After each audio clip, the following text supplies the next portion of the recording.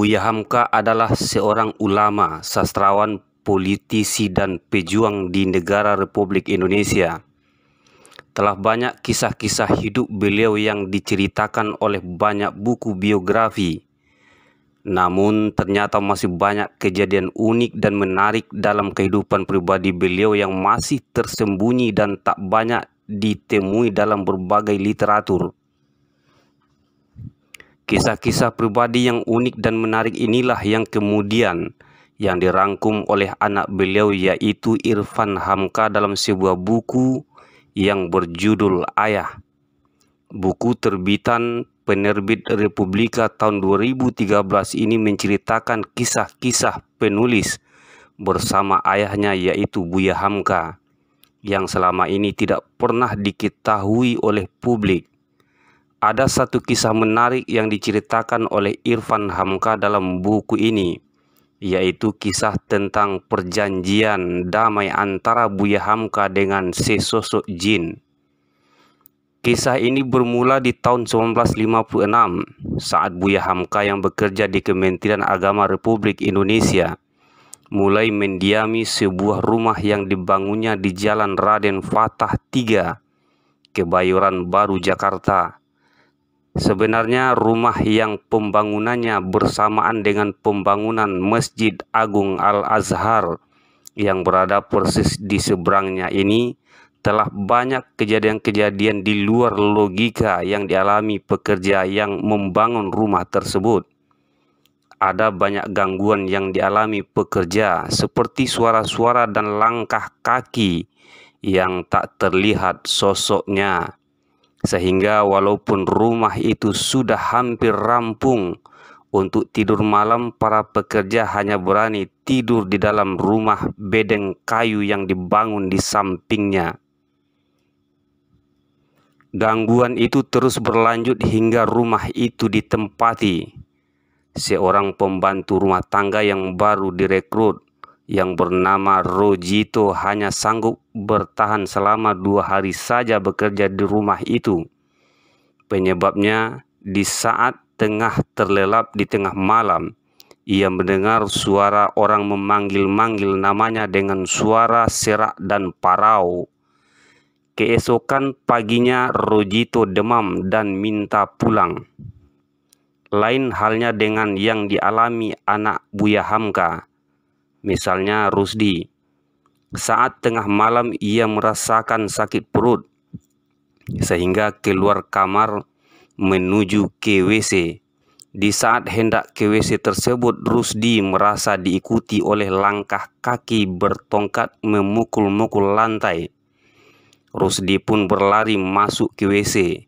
Di depan pintu WC ia merasakan kalau sosok bertongkat tadi mondar-mandir menungguinya. Rusdi tidak berani keluar WC hingga menjelang azan subuh. Saat ayahnya terdengar sudah bangun, barulah ia berani berteriak minta tolong kepada ayahnya, mengabarkan kalau ia bersembunyi di dalam WC. Sejak saat itu, setiap tengah malam keluarga Hamka didatangi oleh suara langkah kaki bertongkat yang berjalan mengelilingi rumah, yang oleh anak-anak Buya Hamka sosok tersebut dijuluki sebagai Inyi Batungke, bahasa Minang yang berarti kakek bertongkat. Selain itu, beberapa kali ayunan di depan rumah pun berayun kencang dengan sendirinya di tengah malam. Bagaimana tanggapan Buya Hamka terhadap hal ini? Seperti dikutip dari buku Ayah karangan Irfan Hamka, diceritakan bahwa di saat anak istri Buya Hamka meminta agar mereka pindah rumah saja, maka Buya Hamka berkata, bagaimana mungkin rumah dari hasil usaha susah payah ini akan ditinggalkan begitu saja? Kalau perlu kita tempati rumah ini bersama-sama secara damai. Besok malam kita coba untuk menghubungi pemilik bunyi itu, ujar Buya Hamka. Keesokan malamnya, Buya Hamka mengajak 2 anak lelaki tertuanya, yaitu Zaki dan Rusdi, untuk berkumpul di ruang tengah. Malam itu Buya Hamka memang telah merencanakan untuk mengundang Inyak Batungke untuk datang berdialog dengan sosok yang selama ini mengganggu mereka. Istrinya dan anak-anak lain yang masih kecil termasuk Irfan Hamka sang penulis buku disuruh mengunci diri di kamar. Irfan sang penulis mengintip di lubang pintu dan menguping apa yang akan terjadi di ruang tengah.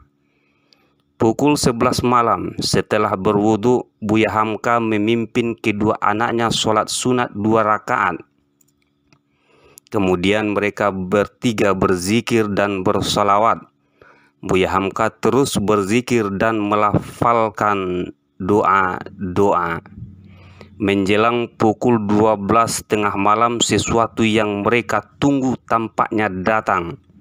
Dari teras depan terdengar suara langkah kaki dengan tongkat yang mengetuk-ngetuk lantai. Makin lama suara itu terdengar semakin dekat, hingga akhirnya terasa sampai di depan pintu. Kedua anaknya mulai merapat kepada Buya Hamka, sedangkan Buya Hamka terlihat tenang. "Assalamualaikum, iya Abdillah. Kami sengaja menunggu kedatangan saudara." Buya Hamka memulai menyapa. "Apakah saudara bisa mendengar saya?" "Kalau bisa, ketuk 3 kali," lanjut Buya Hamka. Akhirnya terdengar suara tok tok tok 3 kali di luar pintu, merespon pertanyaan Buya Hamka. Kemudian dilanjutkan Buya Hamka, "Rumah ini dengan susah payah saya bangun untuk tempat hidup anak dan istri saya. Dengan peluh keringat yang saya tabung bertahun-tahun. Tidak mungkin saya tinggalkan rumah ini hanya karena saudara ganggu dan takut-takuti anak dan istri saya. Kalau memang itu tujuan saudara, ketuk 1 kali. Jika bukan itu tujuan saudara, ketuk 2 kali. Buya Hamka berujar dengan jelas dan lantang. Hening sesaat. Ditunggu beberapa lama, tak ada jawaban yang terdengar. "Kalau saudara memang bermaksud ingin menakuti keluarga saya katakan bahwa saya sanggup mengusir saudara sekarang juga." Buya Hamka akhirnya melanjutkan dengan suara yang menggelegar. Kemudian terdengar tok-tok. "Saya tidak mengingkari kehendak Allah, karena kami beriman kepada Allah. Apakah saudara beriman kepada Allah?" "Ketuk 1 kali jika iya," lanjut Buya Hamka. Tok, ketukan terdengar kembali dari luar. "Apakah saudara senang tinggal di rumah ini?" "Ketuk 1 kali jika iya. Jika tidak, ketuk 2 kali. Buya Hamka melanjutkan percakapannya. Tok, terdengar lagi jawaban dari Inyak Batungke. "Kalau saudara memang senang tinggal di sini, mari kita diami rumah ini bersama-sama secara damai dan saling menghormati. Saya telah serahkan penjagaan rumah ini kepada Allah semata. Tolong dimengerti dan diperhatikan. Kalau setuju, ketok 3 kali," terang Hamka. Tok, tok, tok. Jawaban segera terdengar dari luar. Hamka akhirnya melantunkan doa yang kemudian diaminkan oleh kedua anak lelakinya. Setelah perjanjian damai itu, tidak ada lagi gangguan yang dirasakan oleh keluarga Buya Hamka di rumah tersebut. Demikianlah teman-teman, kisah Buya Hamka berdialog kemudian berdamai dengan jin. Terima kasih bagi yang sudah menyaksikan. Assalamualaikum warahmatullahi wabarakatuh.